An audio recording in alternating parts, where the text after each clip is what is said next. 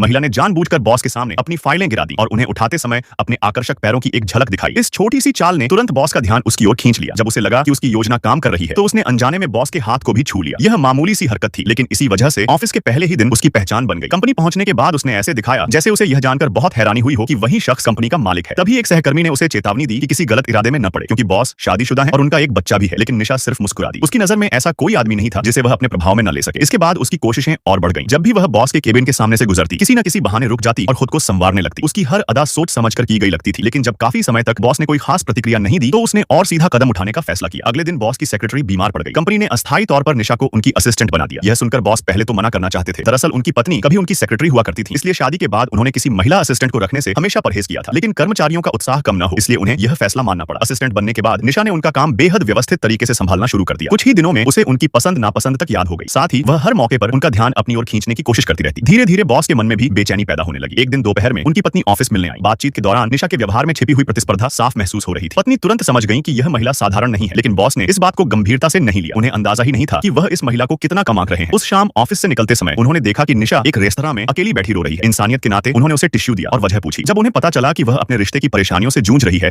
तो